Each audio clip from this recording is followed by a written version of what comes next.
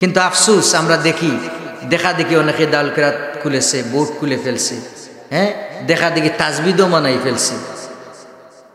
কিসের কোনো দাগ নাই, খতিয়ান নাই, হ্যাঁ, কোনো সিলসিলা নাই, সজরা নাই, কোত্থেকে দাল কেরাত ফললো কি না, হ্যাঁ, নিজে তিলাওয়াত করলে 90টা ভুল হয়, কিন্তু উনিও কইলা দেয় দেখা যায় দাল কেরাতের ভুল আছে না। এরকম তাজবিদ একটা বানাই ফেলছে মন গড়া। আবার এর সাথে কিছু ধুম পাবলিকও আছে, ওরাও শাখা নেয়, হ্যাঁ, বিভিন্ন জায়গায় দাল কেরাত খুলে এরাও পড়ায়। এটা বুলে বুলে চলছে। কি চলছে? ভুল। এর জন্য মানুষ খুব সচেতন। ভালো জিনিস কিনলে মানুষ বারবার যাচাই করে, ঠিক কিনা? সোনার দোকানে গেলে বারবার এটা ওজন করে, বারবার দেখে, হ্যাঁ, বারবার এটারে যাচাই বাছাই করে।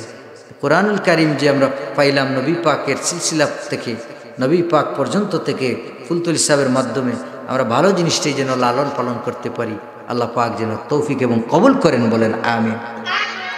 আর মন গড়া বানাউট যে সমস্ত দাল কেরাত কিছুটা আছে, এগুলা থেকে যেন আল্লাহ পাক হেফাজত করেন আমাদেরকে, এগুলা থেকে যেন আমাদেরকে দূরে রাখেন, ঠিক কিনা? নাইলে ভুলও পড়বো, ভুল শিখাবো, ভুলের মধ্যে আমরা থাকবো, উঠে আসা সম্ভব হবে না, ঠিক কিনা? আল্লাহ পাক দাল কেরাতকে যেন কিয়ামত পর্যন্ত কোরআনের খেদমতকে দায়িম রাখেন, কায়েম রাখেন, জারি রাখেন। আল্লাহ পাক যেন কবুল করেন, বলেন আমিন।